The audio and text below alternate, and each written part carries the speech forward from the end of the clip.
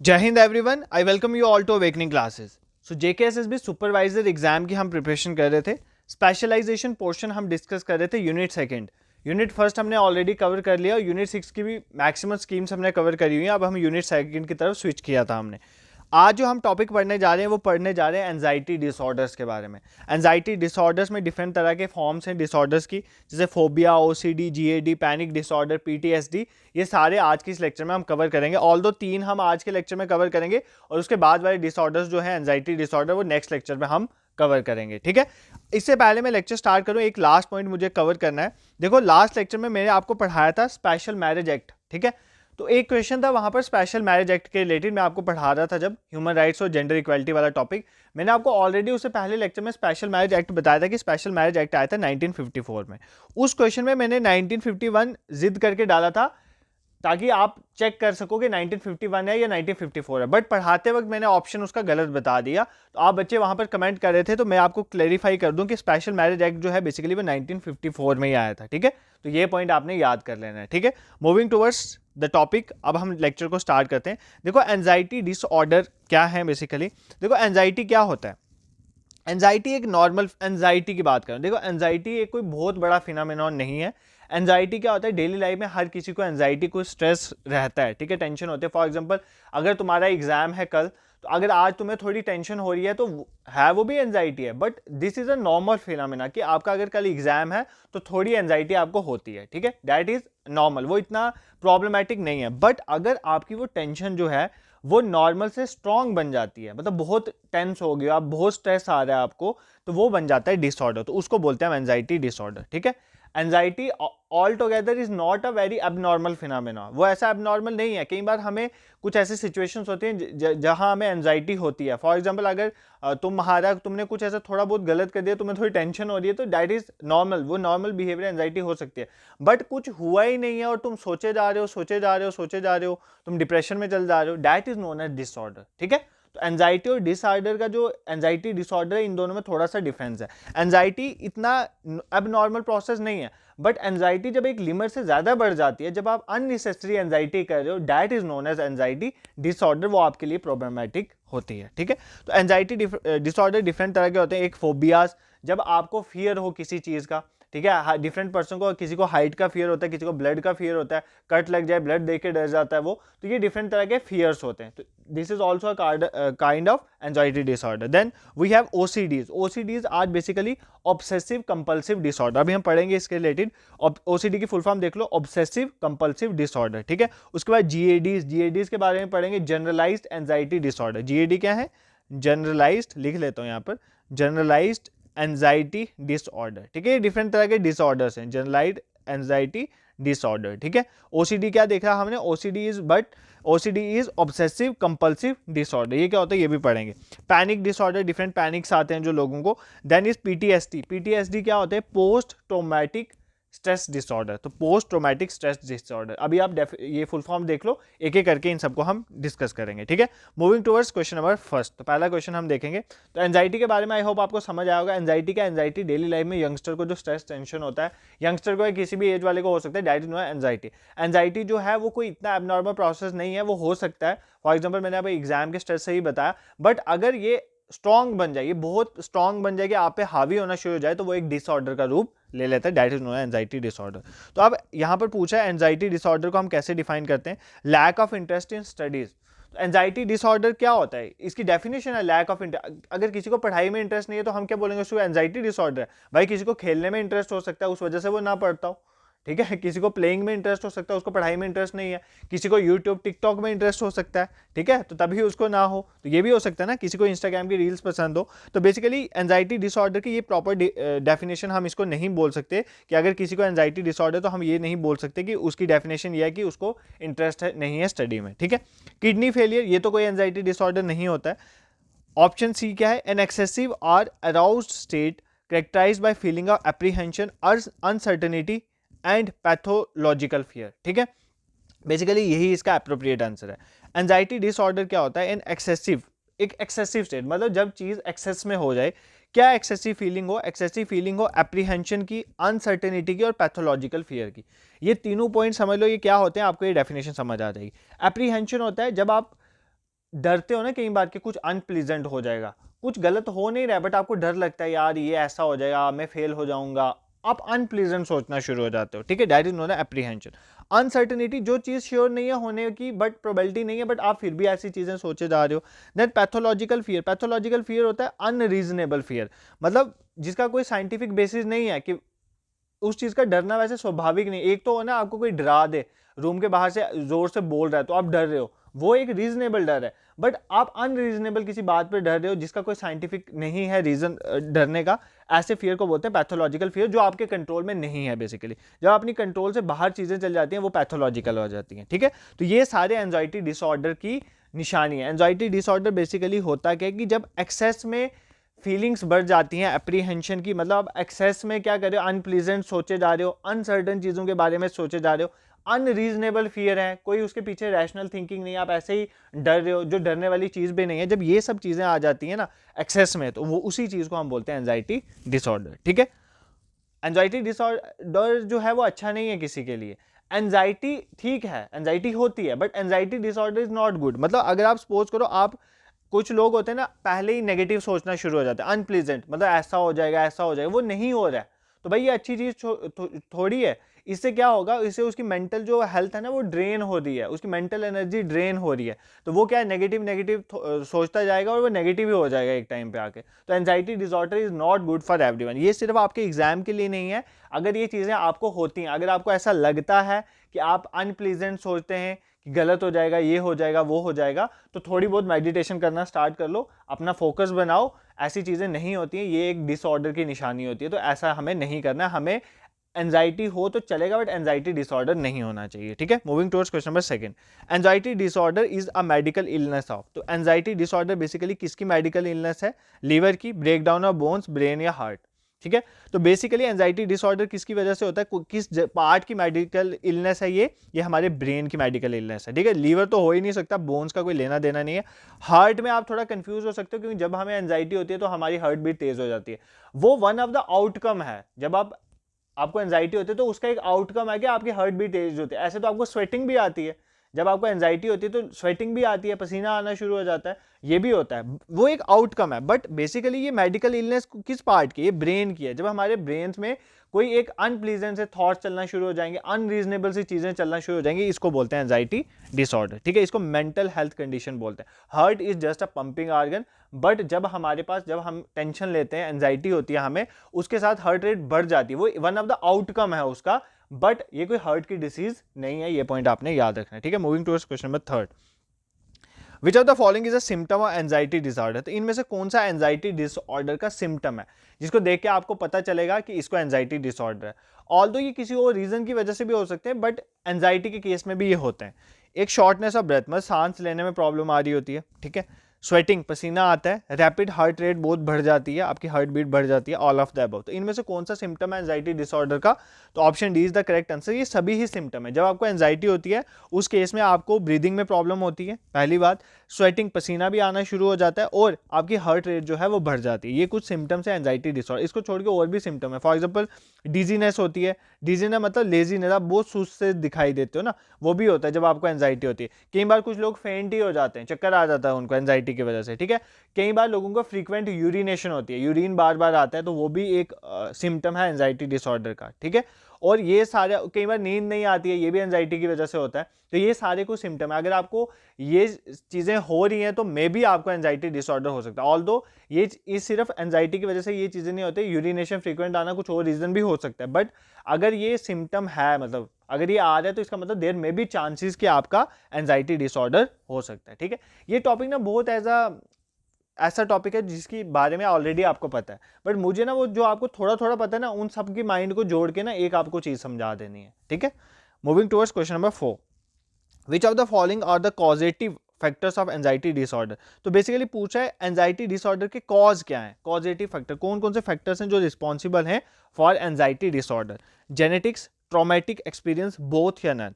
या तो ये जेनेटिक है, मतलब हमारे पेरेंट्स या ग्रैंड पेरेंट्स उनसे हमें आया। ट्रॉमेटिक, कुछ ऐसी आपकी लाइफ में एक्सपीरियंसेस हुए हैं खतरनाक वाले, ठीक है, जैसे फॉर एग्जांपल वायलेंस वाले, जिसकी वजह से आपको एंजाइटी डिसऑर्डर है, या दोनों की वजह से हो सकता है या किसी की वजह से नहीं है, ठीक है। तो इसका आंसर क्या है? Option C is the correct answer. Genetic भी हो सकता है और ट्रॉमेटिक एक्सपीरियंस भी हो सकते हैं। फॉर एग्जाम्पल कई बार होता है ना कि अगर सपोज करो आपके पेरेंट्स में से कोई आपके फादर हैं या मदर हैं, वो उनमें एंजाइटी है, तो वो देखा गया कि कई बार बच्चों में भी, उनके बच्चों में भी एंजाइटी होती है, तो बेसिकली जेनेटिक जो कॉज है वो हो सकता है।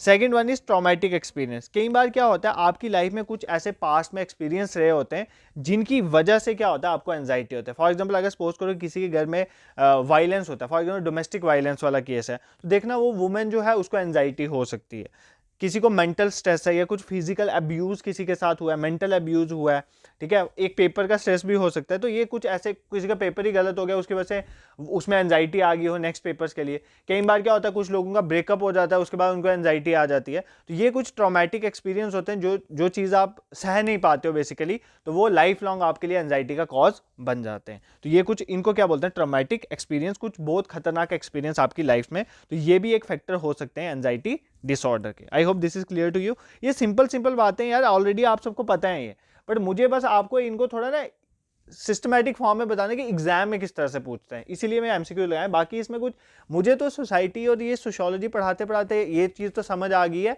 कि इस सब्जेक्ट को पढ़ाने में कोई ऐसा और तैयारी करने में कोई पीएचडी की जरूरत नहीं है। कुछ ऐसे बोलते हैं हमारी सोशियोलॉजी बैकग्राउंड नहीं है, भाई ये सब्जेक्ट सोसाइटी का, और आप बचपन से सोसाइटी में ही तो रहते आए हो। जितना आपकी बायोलॉजिकल ग्रोथ नहीं होती उससे ज़्यादा आपकी सोसाइटी ग्रोथ करती है आपकी, तो वहीं से तो आप सबको सीखते हो, ये चीज़ें आप सबको पता है, बट आपको बस इंग्लिश में उसको मैट्री लोकल पैट्री लोकल बोलते ये नहीं पता था। बाकी तो आपको पता था ना, मम्मी के घर रहना, नानी के घर रहना या दादी के घर रहना, उसको मैट्री लोकल या पैट्री लोकल कहते हैं। Moving towards next question. अब हो गया हमारा, यहाँ तक हमने एंजाइटी डिसऑर्डर के बारे में थोड़ा समझा, अब हम फोबियाज को देखेंगे। Which phobia is characterized by an intense fear of open space और क्राउडेड प्लेसेस, जहाँ बहुत भीड़ भाड़ होती है। कुछ लोग ऐसे होते हैं जो भीड़ भाड़ वाले एरिया में नहीं जाते हैं, उनको डर लगता है उस जगह में जाने से। उस फोबिया को क्या बोलते हैं? बेसिकली फोबिया पता क्या होता है? देखो पहले मैं फोबिया समझा देता हूँ फिर हम इसको देखते हैं। फोबिया होता है fear of something, unnecessary fear of something, किसी चीज का आपको डर है, ठीक है, उसको बोलेंगे हम फोबिया। फोबिया एक ग्रीक वर्ड से लिया गया फोबोस, ठीक है, कौन से ग्रीक वर्ड से लिया गया? फोबोस। फोबोस का मतलब होता है बेसिकली, इसका मतलब होता है एक इंटेंस, एक बहुत ज्यादा इरेशनल और persistent fear of certain situation. मतलब कहने का मतलब, अगर आपको एक इरेशनल या लंबे देर तक किसी चीज का फियर रहता है, किसी सिचुएशन का फियर रहता है, या किसी एक्टिविटी का या किसी चीज का डर रहता है, बहुत ज्यादा डर होना, इरेशनल, उसके पीछे कोई साइंटिफिक रीजन नहीं है कि इरेशनल सा डर होना, और लंबे समय तक जिस चीज का आपके दिमाग में डर रहता है वो बन जाता है फोबिया। ठीक, एक बार होता है कोई चीज, फॉर एग्जाम्पल कुत्ते ने भौंक दिया एक बार तो आपको डर लगे, that is not phobia. But अगर आपको हर बार कुत्ता भौंक रहा है आपको डर लगे, दैट इज आपको उसका फोबिया है। तो इंटेंस फियर होना किसी चीज का और लंबे समय तक फियर रहना किसी चीज का, वो बन जाता है बेसिकली फोबिया। आई होप आपको फोबिया समझ आए। अब आपको ना एग्जाम में डिफरेंट तरह के फोबिया पूछ लेगा, जैसे यहाँ पर पूछ लिया कि फोबिया ऑफ क्राउडेड प्लेसेस क्या होता है, उसको क्या बोलते हैं? Agoraphobia, haemophobia, hydrophobia, xenophobia. तो क्या बोलते हैं बेसिकली, जो भीड़ भाड़ वाले एरिया में हम रहना पसंद नहीं करते, उसका डर होता है हमें, that is known as agoraphobia. ये पॉइंट आपने याद रखना है, ठीक है, दिस इज क्लियर। बाकी ऑप्शन भी देख लेते हैं। हेमोफोबिया बहुत बार एग्जाम में पूछा जाता है। हीमोफोबिया क्या होता है? ब्लड का फियर, ठीक है, ब्लड का फोबिया जो होता है हीमोफोबिया, कट लग जाए ब्लड देख के डर जाता है, चक्कर आ जाता है, that is known as hemophobia. Hydrophobia पानी का, इसको एक्वाफोबिया भी कहते हैं ना, एक्वाफोबिया, पानी का डर जो है, पानी का fear, that is known as hydrophobia. कुछ लोग स्विमिंग नहीं करते because of hydrophobia. Xenophobia, xenophobia क्या होता है? Xenophobia is basically fear of strangers, ठीक है, फियर ऑफ स्ट्रेंजर्स, कुछ स्ट्रेंज लोगों के साथ हम बात नहीं करते, उनसे हमें फियर होता है, that is known as xenophobia, ठीक है। आई होप ये सारे आपको समझ आ गए हो। कौन सा पढ़ा? एगोरोफोबिया ओपन स्पेस या क्राउडेड स्पेस का फोबिया जो होता है हमें, हीमोफोबिया ब्लड का फोबिया, हाइड्रोफोबिया एक्वाफोबिया जिसे कहते हैं पानी का phobia, xenophobia is fear of strangers, ठीक है। I hope this is clear to you. Moving towards question number 6।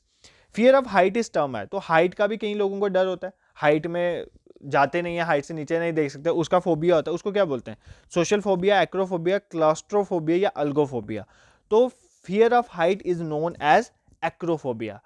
Height के फियर को क्या बोलते हैं? एक्रोफोबिया। देखो सोशल फोबिया क्या होता है? अब देखो कुछ लोग आपने देखा होगा, उनको ये दिमाग में फोबिया रहता है कि मुझे कोई देख रहा है, मुझे कोई जज कर रहा है, ये भी डर होता है लोगों को सोसाइटी में, या उनको ये डर होता है कि मैं किसी पर्सन के साथ कैसे बात करूंगा, सोसाइटी में लोगों के साथ किस तरह से डील करूंगा।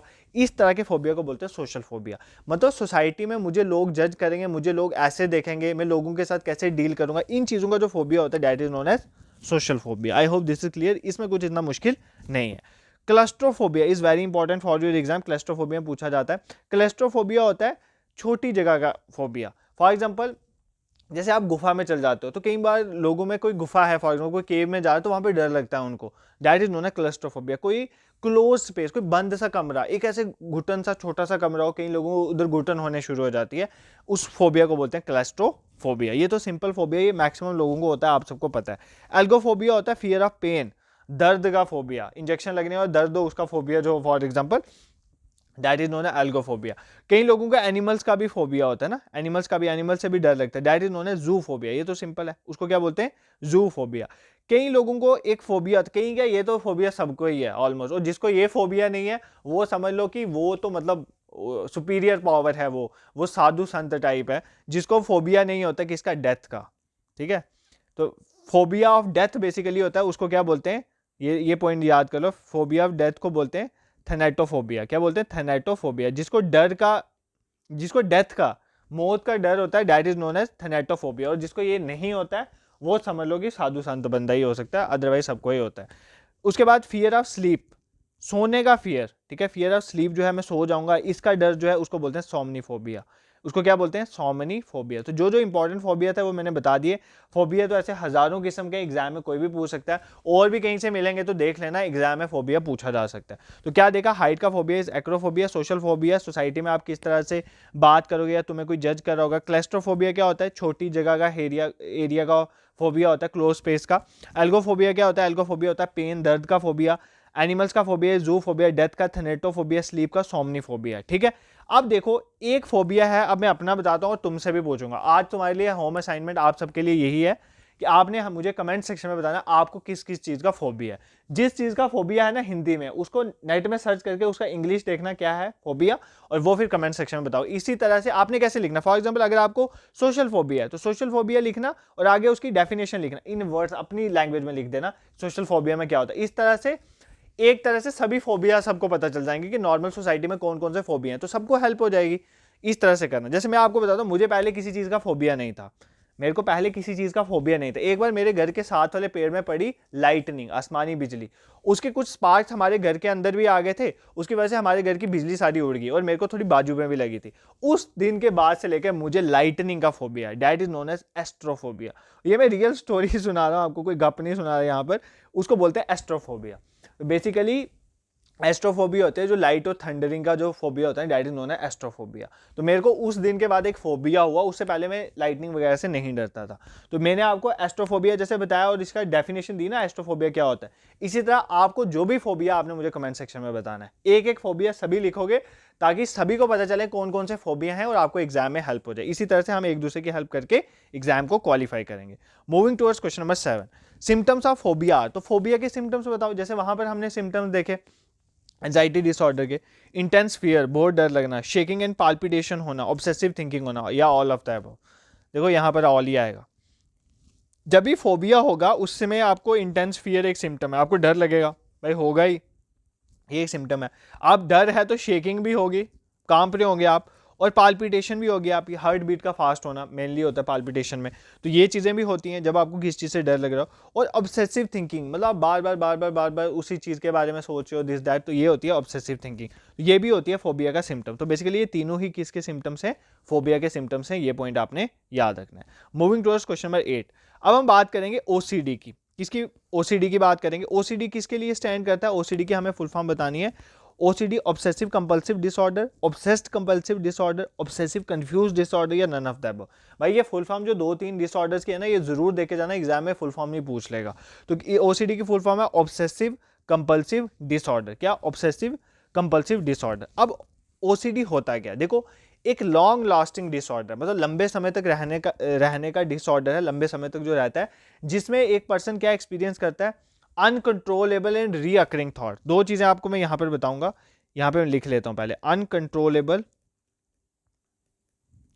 एंड रीअकरिंग थॉट्स होते हैं यहां पर। ठीक है, अनकंट्रोलेबल और रीअकरिंग थॉट्स होते हैं, और रिपीटेटिव बिहेवियर होता है। ये दो चीजें याद रखो, रिपीटेटिव बिहेवियर,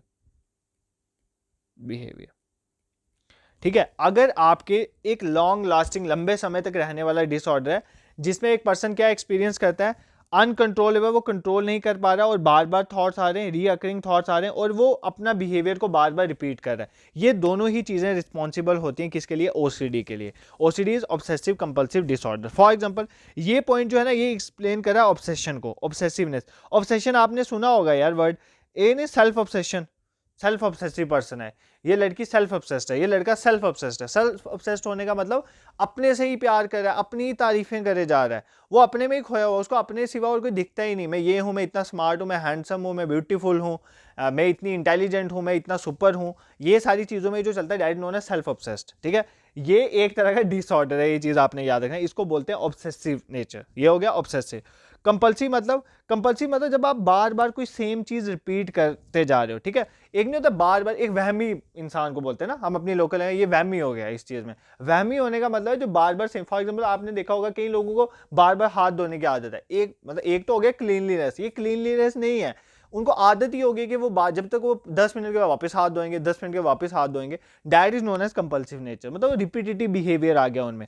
तो जब किसी चीज में ये अनकंट्रोलेबल और रीअकरिंग थॉट्स आ रहे हैं, या तो अपने बारे में ही सोचे जा रहा है, या किसी एक पर्सन के बारे में ही सोचे जा रहा है, या किसी एक चीज के बारे में सोचे। फॉर एग्जाम्पल कई लोग तैयारी कर रहे होते हैं, तो वो अगर सपोज को वो IAS की तैयारी करे तो बार बार IAS ही चलती रहती है उनकी, तो वो उनको ऑब्सेशन हो गया एक किस्म का। और कंपल्सिव मतलब उन्होंने बार बार हाथ धोने, अगर ये वाले अगर किसी में डिसऑर्डर है, that is known as OCD disorder. तो OCD कोई ना बड़ी वो तारीफ वाली बात नहीं है, कई बार बोलते हैं ना we are self obsessed this kind of, ये एक तरह का डिसऑर्डर है, इससे बाहर निकलना चाहिए। तो ऑब्सेसिव कंपल्सिव डिसऑर्डर OCD की फुल फॉर्म होती है, ये पॉइंट आपने याद रखना है। ठीक है, तो ये साइकोलॉजिकल पॉइंट में हमें नुकसान देता है। फॉर एग्जांपल अगर आपको ये वहमी वाला नेचर है तो आप किसी के साथ रहना पसंद नहीं करते, आपको किसी के साथ एडजस्ट होना मुश्किल हो जाता है, ये एक तरह का डिसऑर्डर है, ये चीज़ आपने याद रखना है। ये जेनेटिक और साइकोलॉजिकल दोनों फैक्टर से हो सकता है। ठीक है, ये जेनेटिक भी हो सकता है, साइकोलॉजिक तो होता ही है क्योंकि दिमाग ही खराब हो जाते हैं, that is known as psychological disorder, self obsession वाला केस। और कुछ जेनेटिक भी हो सकता है। जेनेटिक फॉर एग्जांपल एक आपने सिंड्रोम का नाम सुना होगा, मैं आपको बताता हूँ। सिंड्रोम है एक ट्योट सिंड्रोम। ठीक है, ट्योट सिंड्रोम।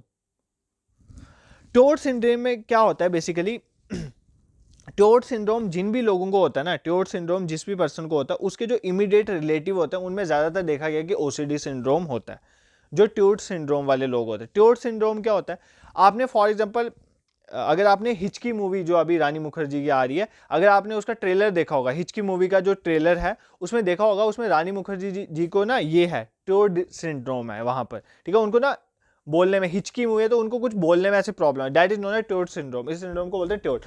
इस सिंड्रोम वाले जो लोग होते हैं, इनके जो रिलेटिव्स होते हैं ना, उनमें देखा गया है मेनली OCD डिसऑर्डर होता है। तो ये एक तरह का जेनेटिक है ना, कि जिसमें ट्योट सिंड्रोम है उसके रिलेटिव्स में आ रहा है, तो ये जेनेटिक डिसऑर्डर। इसी तरह साइकोलॉजिकल तो होता ही है, कई लोगों को ऑब्सेसिव और कंपल्सिव डिसऑर्डर होते ही हैं, वहम पड़ जाता है, हाथ धोने बार बार, ये वाला चीजें आ जाती हैं, ये रिपीट करना है इस चीज को। कहीं को बार बार होता है अपनी चद्दर ठीक करते रहना, वो पूरा दिन वही करते रहते हैं, तो ये एक तरह का डिसऑर्डर। एक तरह क्लीनलीनेस इज अनदर थिंग, और बार बार वही ठीक करते रहना इज अनदर थिंग। ये पॉइंट आपने याद रखना है। Moving towards next question, OCD disorder. I hope आपको समझ आ गया, इसमें इतना कुछ बताने वाला नहीं था, जो था मैंने आपको एक्सप्लेन कर दिया। According to WHO, which of the following is the world, ये हु नहीं है, ये यार WHO है। ठीक है, WHO के मुताबिक which of the following is the world leading cause of disability and has also been associated with unemployment, marital problem and separation. तो WHO के मुताबिक इनमें से कौन सा है जो वर्ल्ड लीडिंग कॉज है डिसेबिलिटी का, and has also been associated, जिसकी वजह से अनएम्प्लॉयमेंट भी हो रही है, मैरिटल शादियों में भी प्रॉब्लम्स हो रही है, सेपरेशन भी हो रही है। फॉर एग्जांपल देखो, अगर एक पर्सन, वही आ गया, अगर एक वहमी पर्सन, आपकी हस्बैंड या वाइफ में एक है, उसको बार बार प्रॉब्लम है, ये सामान ऐसे रखना, इसको ऐसे नहीं रखना, इसको ऐसे रखना, इसको ऐसे ये रखना, इसकी वजह से ना सेपरेशंस भी हो जाते हैं, डाइवोर्स भी हो रहे हैं आजकल। तो बेसिकली ये किसकी वजह से हो रहा है, GAD की वजह से, OCD, पैनिक अटैक्स या फोबिया। तो ये किसकी वजह से हो रहा है, ऑब्सेसिव कंपल्सिव डिसऑर्डर, OCD की वजह से। तो WHO ने भी ये चीज़ मानी है कि वर्ल्ड का लीडिंग कॉज है डिसेबिलिटी का, और इसके साथ अनएम्प्लॉयमेंट भी हो रही है, मैरिटल प्रॉब्लम्स हो रही हैं, और सेपरेशन तक के केसेस आ रहे हैं। तो OCD is very dangerous disorder, ये पॉइंट आपने याद रखना है। And the last question for today's lecture is, क्योंकि आज हम ओसीडी तक ही कवर करेंगे, इसके बाद जो हम नेक्स्ट है उसमें बाकी टॉपिक जो है कवर करेंगे.